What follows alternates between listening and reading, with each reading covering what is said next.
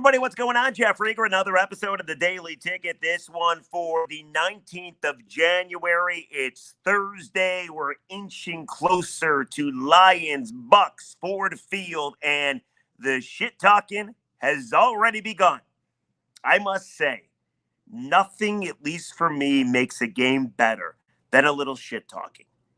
One side to the other side responds, and then we have another storyline to talk about. As if the stakes weren't high enough, people.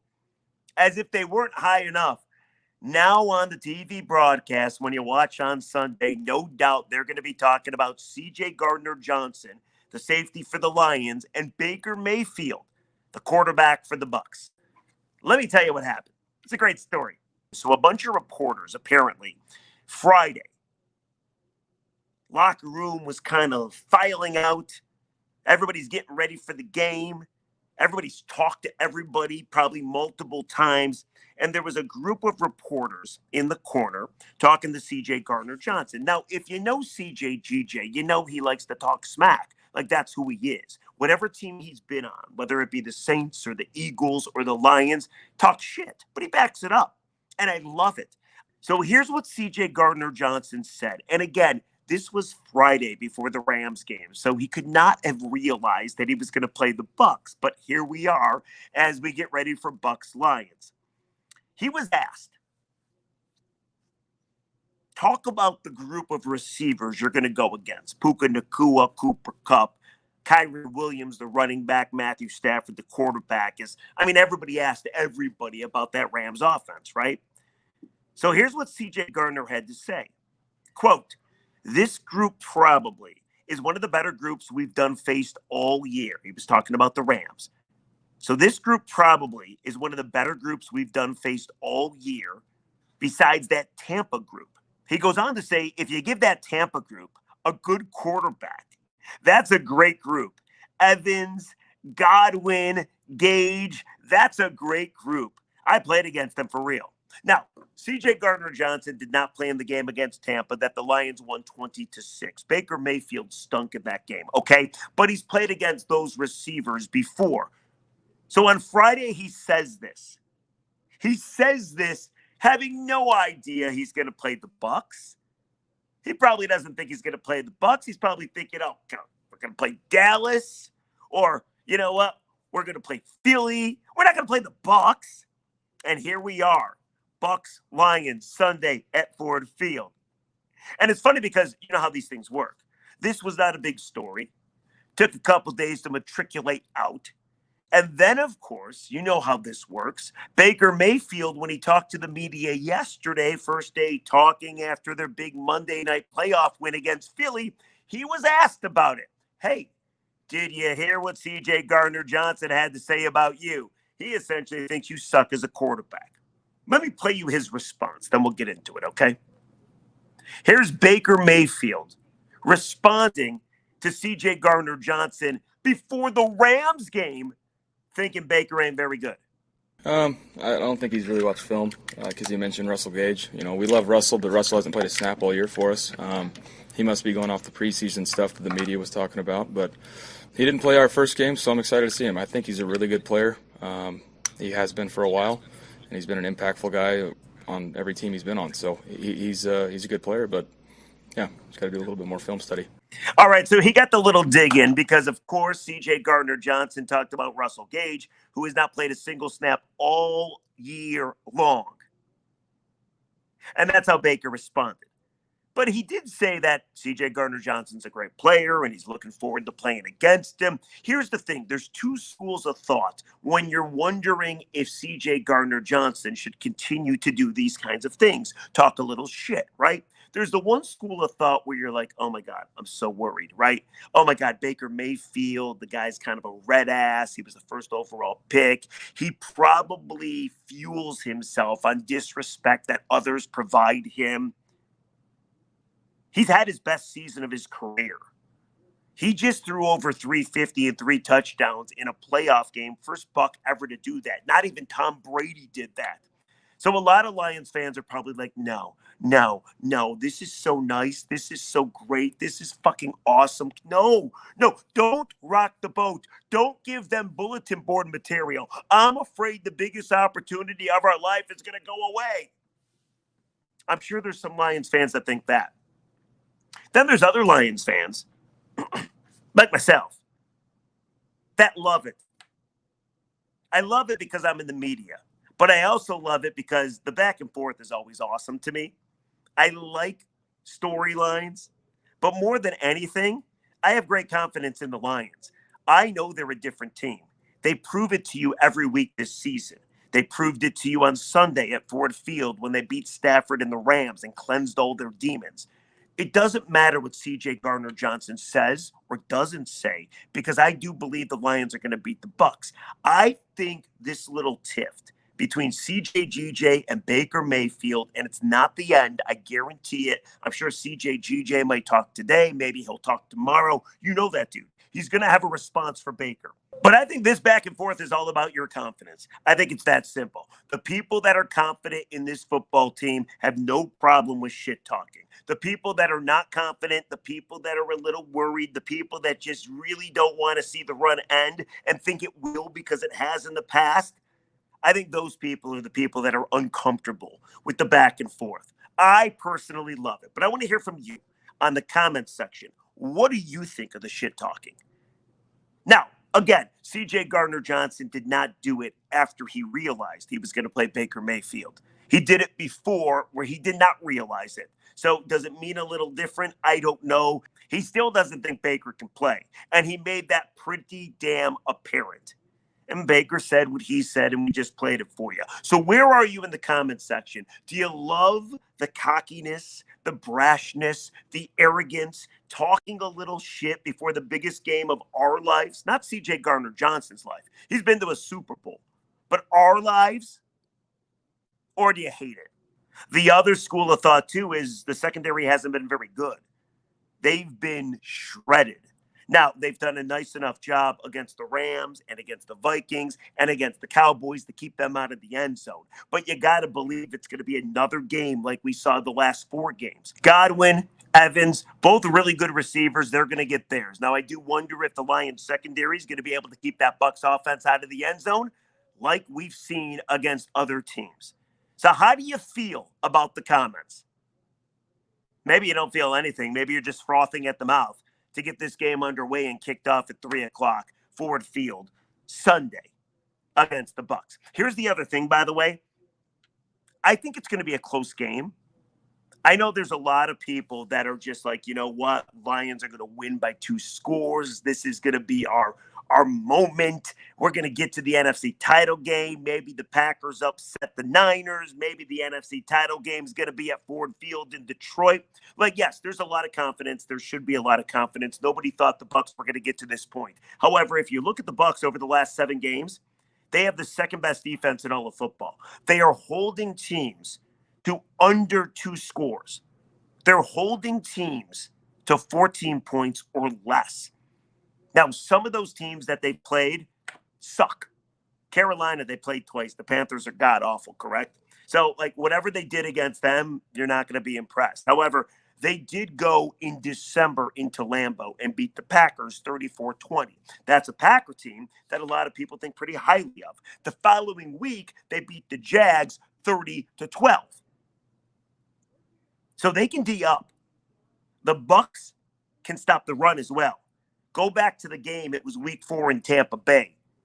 Jahmyr Gibbs was injured. David Montgomery got injured during the game. Craig Reynolds was forced to be used. Lions had like 40 yards rushing. Ben Johnson said, nope, we're not going to be able to run the football. We're going to pass. And Goff went off. 350 in the air, 160 of it or so to Amon-Ra St. Brown. So the Lions definitely can win that way. But the Bucs can stop the run. The Bucs also can get to the quarterback. The Bucs are blitz happy. And you do know that Baker, comments or no comments by CJ GJ, he's having the best year of his life. He's going to be motivated. And you know he's going to hit both Godwin and Evans for some pretty big gainers. Both those receivers, by the way, have 1,000 receiving yards or more. So I do think it's going to be a tougher game than most people think. And that might mean that the comments by CJ Gardner-Johnson and Baker Mayfield maybe make you a little more uncomfortable than you normally would be. We all know what's on the line. Nobody can fathom blowing this opportunity. If you don't win this game, and I think the Lions win, I do, but we're going to look at this game like we look at the Tigers pitching staff when they couldn't win a World Series. I mean, you're looking at Cy Young after Cy Young, David Price, Justin Verlander, Max Scherzer, Anibal Sanchez, Rick Porcello, and they could not win a World Series. The Lions lose to the Bucs 5-7 years from now. We're going to be talking, remember when the Lions could not beat Baker Mayfield and we couldn't go to the NFC title game? And the Bucs did, and they lost to the Niners by 21 points, right? So you got to win the football game. I do think they're going to win the football game, but I do wonder what you think of the comments from either side. Do you wish a guy like Gardner-Johnson would just not speak, not taunt, not heckle, not talk shit? Or do you like it? That's who he is. The other thing, too, by the way, in this whole back and forth, I do think comments like that fires up his secondary. Now, again, he said it on Friday. So he didn't say it knowing that he was going to face Baker Mayfield. However, I do think when you say something like that, all it does is solidifies your group. And he's their leader. He says it. I think Ife Melifonwu and Cam Sutton, everybody else in that secondary, they follow suit. I like the comments. I like the back and forth. Let me know what you think. Comment section. Here's the other thing. I got to get to this too. So the booing of Matthew Stafford, it never goes away. We had Kelly bitch about it for 2 straight days. She finally admitted that her kids were not booed. She was booed, which I don't even believe. I think Matthew was booed. But the booing, you all did the right thing. You booed Stafford. You booed him because you love Goff. Goff's the guy that can win you a playoff game. Stafford was already gone. Nothing personal. It was simply business. And obviously it affected him. He's talking about it. His wife's talking about it. And so is Darius Slay, the former Lions cornerback who plays for Philly. Yesterday, there was a locker room clean out because the Eagles are gone. And he was asked about the Lions advancing in the playoffs. Darius Slay, who I love, great talker, great corner. Pissed me off that Matt Patricia traded him away. Ironic that they're back together. I was a big Darius guy. But Darius Slay is not happy with you. He's not happy with you. Take a listen. I'm so happy for the Lions, man. I'm glad what they're doing is going on crazy over there, playing good, playing great football. Excited for it, man. I see they deserve that, man. But I heard they booed Stafford. That's the only thing I don't like there. That's kind of bad right there. I ain't gonna lie, Detroit, man. I know y'all playing him in the playoffs and y'all want to win. Y'all could have gave him a little standing ovation for 30 seconds. Just acknowledge that what he did for that organization for 12 years.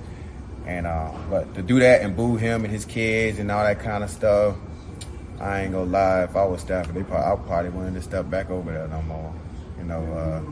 Yeah, that's bad business.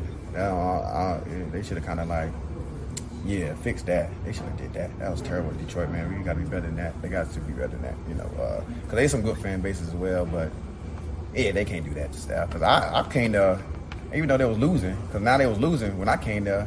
They gave me a little standing ovation when I came there. I did a lot for the city as well. But shit, not close to Staff, so I expected him at least. I know they was losing when I came there that time, but. Now that they win, they want to get uppity like that on that man.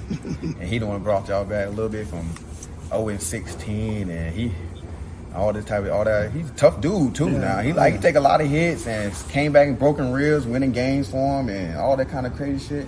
And to do stuff like that, that's kind of bad. I don't like that. Yeah, Detroit, man. I know I might probably lose some fan base over there, but it's all right. But for my dog Staff, that's kind of bad. Though, Did they go to the NFC or the title game? Do you think? I want them to go for the city, for the city. Really not for the city, I'm lying. For the players. I lied. The players being amazing. I lied. For the players. For them players doing an amazing job. I love what they're doing. I love what the coaches over there doing, man. They're believing in them, believing in the coaching staff over there. So I love it for the players. I love for the players to get All right, so that's Darius Slay. Here's a couple things. First of all, why can't anybody understand Detroit's point of view? Again, I was a big Darius guy. I still am. But he doesn't like Detroit because you booed Matthew Stafford. The only reason Matthew Stafford was booed was because it was a playoff game. I don't think anybody set out on Sunday to boo Stafford. I think they booed Stafford because they wanted to prop up Jared Goff. You got to boo one while you're chanting the other man's name. Goff is the guy right now. He's the guy that won the playoff game. And you know what? Detroit was going to do their part to make sure that they didn't let their quarterback down. Darius, why the hell would you give Stafford a standing ovation? Why? And he makes a good point. Stafford helping digging them out of 0-16. That's totally fair. But why would you give him a standing ovation? It is our time. It's the biggest moment in our football watching lives. A lot of people weren't around in 92 the last time they won a playoff game. The feelings of Matt Stafford don't fucking mean anything to me or Detroit fans. When they come back next year, do whatever you want. Give them a tribute video. Give them hugs and kisses. Say, Matthew, great job. But you're trying to win a playoff game. Who cares that you booed him? I've never seen anything like it. Everybody's so offended by booing Matthew Stafford. It just goes to show I've been right this entire time. That dude gets so much defense. Everybody goes to bat for Matthew. Everybody. Kelly and now Darius Slay. And then at the very end, did you hear him? He sided with Matthew. Because one reporter said, how far do you think they're going to go? Do you think they're going to go to the NFC title game? And Darius said, yeah, I'm happy for the city. Then he quickly changed his mind. Said, no, I'm happy for the players. That's exactly what Matthew said after the game on Sunday. It's crazy. I've never seen anything like it, which means I'm so proud of Detroit. I'm so proud of Lions fans. Everybody is butthurt about the fact that you booed a quarterback that was here for 12 years and never won anything. He didn't do anything. He didn't win anything. What did he do? Take the same situation, 12-year guy, go back to a different team, doesn't win anything. Did they boo him? Did they cheer him? No. Wow. So first it was Kelly. And by the way, Darius said that the fan base booed Kelly and Matthew's kids. Kelly already said that never happened. We played that for you yesterday. I thought we could get away from the Stafford shit. I really did. Apparently not. It's unbelievable.